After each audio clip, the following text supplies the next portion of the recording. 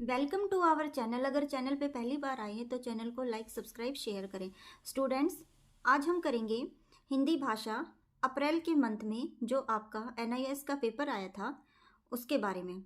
Students, पिछले video में मैंने 6 क्वेश्चंस थे कंप्लीट करा दिए थे। आज क्वेश्चन नंबर 7 करेंगे। और अगर आपने अभी तक जो पिछली वीडियो है वो नहीं देखी है जिसमें 6 क्वेश्चंस हैं तो आप चैनल की प्लेलिस्ट में या डिस्क्रिप्शन में जाके उसको देख सकते हैं। अभी हम करेंगे क्वेश्चन नंबर 7। ठीक है, तो ये जो क्वेश्चन है इनके अंक इनके सामने पहले से ही दिए गए हैं। तो बच्चे, ये जो है आपके 6 क्वेश्चन आएंगे, प्रत्येक 1 नंबर का होगा आपका ये अंक। और इसके ऐसे 4 ऑप्शन आपको मिलेंगे जिसमें से एक पे आपने टिक कर देना है। ठीक है, तो देखते हैं क्या कहता है। किसी के यहाँ खाली हाथ जाने में अच्छा नहीं लगता, बहादुर कहानी में यह बात किसने कही। ठीक है, चैप्टर नंबर ये आई थिंक 1 ही चैप्टर है आपका हिंदी का। तो उसमें ये बात जो थी बहादुर की जो कहानी थी, तो ये बात कि खाली हाथ किसी के घर जाने में अच्छा नहीं लगता, तो ये बात किसने बोली थी? ये बात किसने बोली थी? पड़ोसन ने, रिश्तेदार ने, रिश्तेदार की पत्नी ने, या निर्मला ने। ठीक है, तो ये आएगा निर्मला ने बोली थी। ठीक है स्टूडेंट्स, मैं आपको एक बात और अच्छे से बता दूं कि आपके जो एग्ज़ाम है जिसमें ये क्वेश्चन पूछे जाते हैं तो काफ़ी हद तक यही क्वेश्चन दो है थोड़ा चेंज करके पूछ लिए जाते हैं। तो आप जितने भी आपके पास पुराने पेपर रखे हुए हैं या यूट्यूब से आप मेरे चैनल पे भी आप देख सकते हो, वहाँ जाके आप अच्छे से इनको याद कर लो ताकि आपके अच्छे मार्क्स आ सकें। ठीक है, अभी हम नंबर 2 की बात करेंगे। एवरेस्ट अभियान दल में बचेंद्री के साथ कौन था? कौन था बचेंद्री के साथ?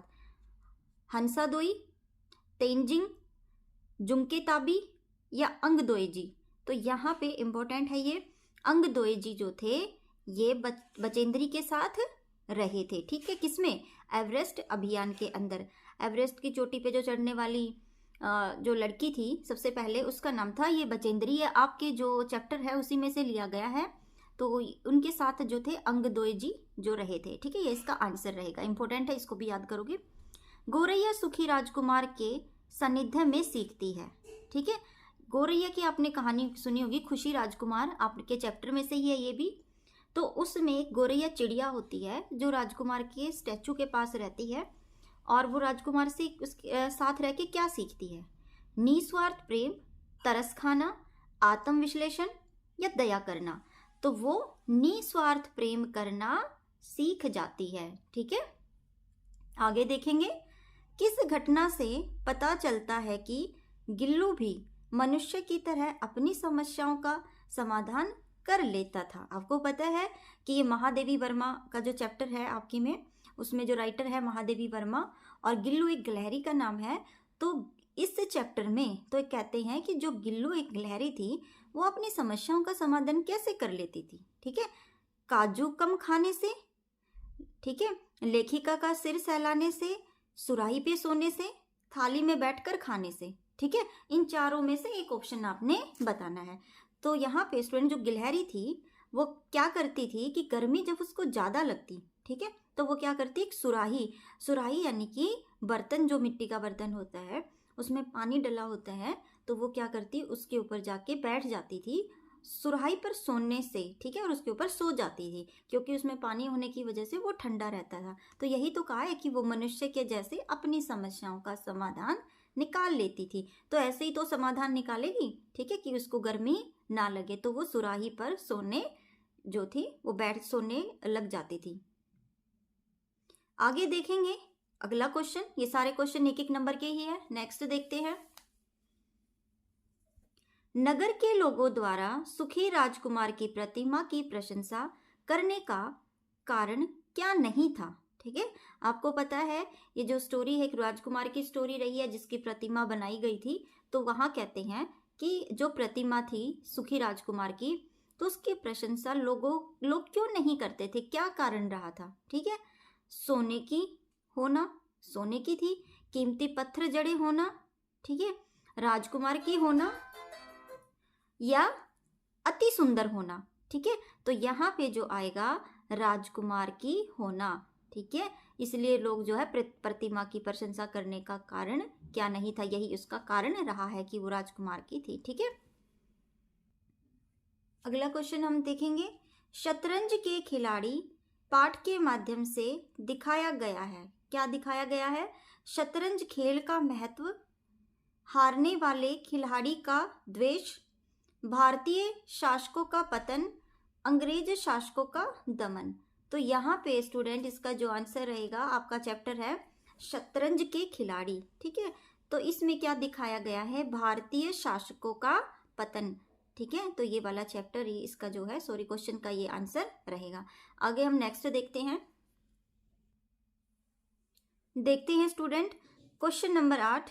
ये आपका एक गद्यांश है जो आपके पाठ से ही लिया गया है। ठीक है, तो इसमें आपके जो कहते हैं 2 गद्यांश है। ठीक है, एक अथवा करके नीचे दिया गया है ये वाला, और एक ऊपर है। तो हम ऊपर वाले को ही सोल्व करेंगे, नीचे वाले को नहीं करेंगे, क्योंकि क्या है इसमें जो है आपका टोटल ये 5 नंबर का आएगा, जिसमें से आपके 1 नंबर 2 नंबर 2 नंबर ऐसे करके क्वेश्चनों को डिवाइड किया होता है। 5 नंबर आपको मिल जाएंगे। और ये जो है 2 होते हैं इसके अंदर, एक नीचे है और एक ये वाला है। तो आपको एक ही करना है, तो आप ये कर लो या ये वाला कर लो। ठीक है, तो हम देखते हैं ये वाला।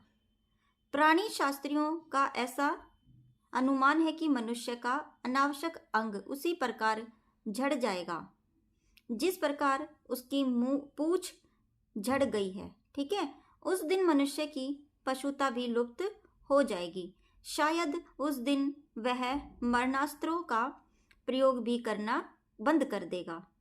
तब तक इस बात से छोटे बच्चों को परिचित करा देना वांछनीय जान पड़ता है कि नाखून का बढ़ना मनुष्य के भीतर की पशुता की निशानी है और उसे नहीं बढ़ने देना। ठीक है, मनुष्य की अपनी इच्छा है, अपना आदर्श है। बृहत्तर जीवन में अस्त्र शस्त्रों को बढ़ने देना मनुष्य की पशुता की निशानी है। उनकी बाढ़ को रोकना मनुष्यत्व का तगाजा है। ठीक है, तो ये जो आपका ये पैराग्राफ आया है, ये आपकी किताब से ही है, नाखून क्यों बढ़ते हैं। ठीक है, तो ये जो है इस पैरे के अंदर आपने पढ़ लिया कि जो नाखून होते हैं वो एक पशुता की निशानी है, और जब एक समय आएगा कि नाखून जो है वो भी जैसे मनुष्यों की पूंछ नहीं होती, उसी प्रकार एक टाइम के बाद मनुष्य के नाखून भी जो है वो हट जाएंगे। और जब तक है तब तक मानव जो है वो पशु के समान ही रहेगा। ठीक है, क्योंकि उसके अंदर पशुता की ये निशानी मानी जाती है। उपयुक्त गद्यांश के पाठ और लेखक का नाम बताओ। एक तो ये क्वेश्चन बनेगा, तो आपको हर एक जो उसका है याद करके रखना पड़ेगा। तो जो पाठ है वो है नाखून क्यों बढ़ते हैं। चैप्टर ये है आपका। लेखक कौन है? हजारी प्रसाद द्विवेदी जो इसके लेखक हैं। ठीक है, ये आपके पहले का क्वेश्चन है। ठीक है, इसका आधे नंबर का ये हो जाएगा, आधे का ये। पशुता की निशानी किनको कहा गया है और क्यों? किनको कहा गया है और क्यों कहा गया है वो भी हम अभी देखते हैं।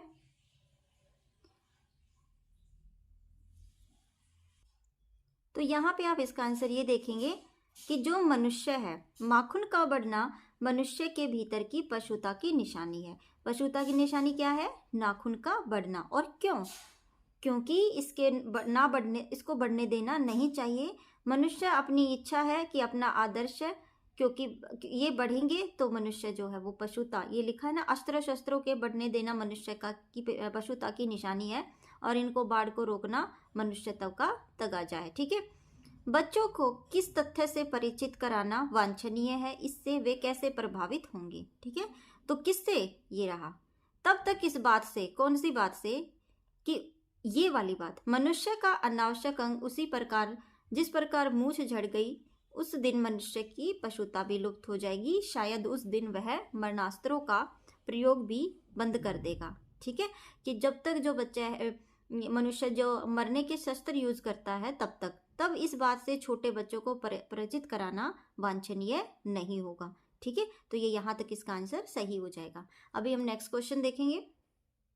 आप ये देख लीजिए, इसका अगला जो है ये वाला आया हुआ है पैराग्राफ, ये मैंने नहीं कराया। अगर आपको करना है तो स्वयं इसको कर सकते हो। ठीक है, पैराग्राफ ये दे दिया गया है, आप ये पढ़ोगे, उसके बाद फिर ये क्वेश्चंस दे दिए गए हैं, आप करोगे। मैं क्वेश्चन आपको एक बार पढ़ के सुना देती हूँ। उपयुक्त गद्यांश के पाठ और लेखक का नाम बताइए। सेम जो ऊपर वाले क्वेश्चन में पढ़ा था। दूसरा है, आज देश और समाज के विकास में नारियों की सहभागिता के क्या कारण है, ये हो गया। आज़ादी के संघर्ष में किन महिलाओं ने योगदान दिया। ठीक है, ये वाला भी आपने करना है। तो ये 3 क्वेश्चन है और बहुत आसान है, इसमें से आप उसके आंसर छांटोगे और इसमें लिख दोगे। ठीक है, अभी हम नेक्स्ट क्वेश्चन देखते हैं, क्वेश्चन नंबर 9। ठीक है, तो स्टूडेंट्स ये क्वेश्चन आपके टोटल है 4 क्वेश्चन है और प्रत्येक क्वेश्चन आपका 2 नंबर का रहेगा और जब 2 × 4 करेंगे तो 8 नंबर हो जाएगा, 8 नंबर का ये क्वेश्चन आपका बनेगा। और आपने क्या करना है, इनमें से केवल 4 प्रश्नों के उत्तर देने हैं। आपके सामने 1 2 3 4 5 क्वेश्चन जो है आपके सामने दिए गए हैं, आपने सिर्फ 4 के ही उत्तर देने हैं। ठीक है, तो मैं अभी आप ये चारों क्वेश्चन जो मैं आपको कराऊंगी अभी एक बार देख लो, फिर बार बार मैं आपको क्वेश्चन पेपर नहीं दिखाऊंगी, मैंने सॉल्व किया हुआ एक अलग से पेपर पे आपको मैं दिखा रही हूँ अभी। तो पहला क्वेश्चन एक बार रीड कर लेते हैं। अखबार में विज्ञापन का क्या उद्देश्य होता है? विज्ञापन बनाते समय किन किन बातों का ध्यान रखना आवश्यक है? तो 2 नंबर में आपको ज़्यादा लेंथी नहीं करना, 20 शब्दों में ही लिखिए, 20 से ज़्यादा शब्दों में, मतलब ज़्यादा बड़ा आपको नहीं लिखना होगा। ठीक है, अभी देखते हैं इसका आंसर क्या है। चलो जी, इसका देखते हैं क्वेश्चन। अखबार में विज्ञापन का क्या उद्देश्य होता है? विज्ञापन बनाते समय किन किन बातों का ध्यान रखना आवश्यक है? ठीक है, विज्ञापन कई तरह से पाठकों को लाभ पहुंचाते हैं और शिक्षित भी करते हैं। ठीक है, तो यहाँ पे बात करी गई है टीवी के विज्ञापन की, ना करके अखबार के। न्यूज़पेपर आप डेली पढ़ते हो ना, उसमें जो एडवर्टाइजमेंट आती हैं उसको विज्ञापन कहा जाता है। कि जैसे जिसमें लिखा होता है कि भाई आप ये वाला शैम्पू यूज़ कर लो, ये वाला कंडीशनर यूज़ कर लो, ये वाला साबुन यूज़ कर लो, या ये वाला टीवी खरीद लो, या बहुत सारे ऐसे विज्ञापन होते हैं जो आपको ये वाला जो है खाने में अच्छा होता है, ये वाली चीज़ खरीदो आप। ठीक है, तो ये बहुत सारी चीज़ें उस पेपर के ऊपर आपको छपी हुई मिलती हैं, अखबार के ऊपर, न्यूज़पेपर के ऊपर। ठीक है, तो अखबार में जो विज्ञापन है उसका उद्देश्य क्या है, क्यों छाप रहा है वो ये चीज़ें, क्या मतलब है उसका, ठीक है, ये बताना है। दूसरा, विज्ञापन बनाते समय किन किन बातों का ध्यान रखना चाहिए। अब जो वो लोग न्यूज़पेपर वाले हैं तो वो किन किन बातों का ध्यान रखेंगे। विज्ञापन कई तरह से पाठकों को, पाठक होते हैं जो उसको पढ़ने वाला है, किसको पढ़ने वाला, विज्ञापन को। ठीक है, आप भी न्यूज़पेपर पढ़ते हो ना, तो आप पाठक हो। ठीक है, और आप विज्ञापन, एडवर्टाइजमेंट। ठीक है, तो उसके बाद पाठकों को लाभ पहुंचाते हैं और शिक्षित भी करते हैं। ठीक है, जो पढ़ने वाला है उसको लाभ पहुंचाते हैं और शिक्षित भी करते हैं। कैसे कैसे मतलब, जब वो आप कोई भी चीज़ दुकान पे लेने जाओगे तो अगर आपने उसके बारे में पहले सुना हुआ है, ठीक है, और उसका रेट वगैरह भी आपने देखा हुआ है कि न्यूज़पेपर में इतने रुपए का है, तो दुकानदार आपको पागल नहीं बना सकता। ठीक है, तो ये हो गया, आपको शिक्षित करता है। विज्ञापन से जहां अखबारों को लाभ होता है वही पाठकों और विज्ञापन दाता को भी लाभ पहुंचाता है। ठीक है, अखबारों को क्या लाभ होता है कि जिसका वो विज्ञापन है, तो जो छपाने वाला होता है, ये विज्ञापन दाता जो होता है, तो उसको भी लाभ पहुंचता है। क्यों? एक तो हमें लाभ होगा क्योंकि हमें जागरूकता मिलेगी, उस चीज़ के बारे में पता चलेगा। दूसरा, जिसका वो विज्ञापन है उससे वो पैसा कमाएगा। तो तीनों का फायदा, लेने वाले का जो पढ़ाई कर रहा है, जो विज्ञापन दे रहा है, और न्यूज़पेपर वालों का। ठीक है, यह लाभ एक चक्रीय क्रम बनता है और ये एक चक्र बन गया कि सबको जो है फायदा हो रहा है। दूसरी बात, विज्ञापन की भाषा रोचक, आकर्षक एवं प्रभावशाली हो। ठीक है, ऐसा नहीं होना चाहिए कि विज्ञापन पढ़ते समय कि आप जो है उसको इतना बोरिंग तरीके से लिखा जाए। अगर अट्रैक्टिव नहीं होगा ना वो, तो कोई भी विज्ञापन नहीं पड़ेगा। ठीक है, अगर उसको बड़े, अगर मान लो कोई आपको जैसे चिप्स ही लगा लो या फिर कोई कोल्ड ड्रिंक लगा लो, अगर उसके ऊपर किसी फिल्मी स्टार या कोई ऐसा जिसको आप जानते हो, उसकी कोई क्रिकेटर हो गया, उनके हाथ में देख एक सुंदर सी फोटो के साथ अगर वो आकर्षक लग रहा है दिखने में, तभी आप उसको देखोगे और उसके बारे में पढ़ोगे। अदरवाइज आप क्या करोगे, अगर वो किसी ऐसे सिंपल सा रख दिया है तो आप नहीं देखोगे कि ये क्या है। तो रोचक और आकर्षक होना चाहिए ताकि उपभोक्ताओं को प्रभावित करे, तभी आप उपभोक्ता होते खरीदने वाले, ताकि लोग उसको देख के प्रभावित हो जाएं। ठीक है, अभी हम क्वेश्चन नंबर 2 देखेंगे। बहादुर के आने के बाद घर का वातावरण कैसा हो गया और वह घर में फिरकी की तरह क्यों नाचता रहता। स्टूडेंट्स, ये बहादुर वाला चैप्टर हर बार इसमें से बहुत क्वेश्चंस पूछे जाते हैं, तो आप क्या करना, इसको अच्छे से रीड करके जाना। तो इसमें क्या है, आपने फर्स्ट चैप्टर ही है कि जो बहादुर था, एक लड़का था, अब वो किसी के घर गया था, अपने घर को छोड़ के नौकर बन के गया था। तो उसने घर के आने के बाद जिसके घर वो गया उसके घर का माहौल कैसा हो गया और वो फिरकी की तरह क्यों इधर उधर नाचता रहता था। ठीक है, वो आपने बताना है। अभी हम देखते हैं क्या है ये। देखो, ऐसा वातावरण छाया रहा जैसे पहली बार तोता मैना या पिल्ला पालने पर होता है कि तोता मैना पूरा दिन बोलते रहते हैं और जो पिल्ला होता है वो भी बोलता रहता है। तो जब बहादुर आया था तो ऐसे लग रहा था घर में मानो तोता मैना या पिल्ला पालना पर होता है। लेखक के लड़के किशोर ने बहादुर को अपने सारे काम सौंप दिए, ठीक है, जिनको करते हुए वह सारा दिन फिरकी की तरह नाचता रहता था। ठीक है, तो ये जो था बच्चे पूरा का पूरा ये 2 नंबर का ही क्वेश्चन था, इसलिए ज़्यादा लेंथी मैंने नहीं लिखा। अगर आपको लिखना है तो उसमें लिख सकते हो कि उसके ड्रेस तैयार करना, जो किशोर था लेखक का लड़का, उसके कपड़े तैयार करना, उसके शूज़ पे पॉलिश करना और उसका सामान देना। वो अपना चाय का जूठा कब तक नहीं रखता था, तो बेचारा जो बहादुर था उसी के आगे पीछे पूरा दिन फिरकी की तरह नाचता रहता था। ये बहुत आसान है। इसमें स्टोरी जो है बहादुर की स्टोरी है, बहुत अच्छी स्टोरी है, इसको पढ़ लेना, हर बार क्वेश्चन पूछे जाते हैं। ठीक है स्टूडेंट्स, ये जो वीडियो मैंने आपके लिए बनाई है, इसका नेक्स्ट पार्ट भी मैं कल डालूंगी। तो आपको अगर वीडियो अच्छी लगी हो तो वीडियो को लाइक ज़रूर दिया करो और कमेंट करके बताया भी करो कि आपको कैसी वीडियो लगी।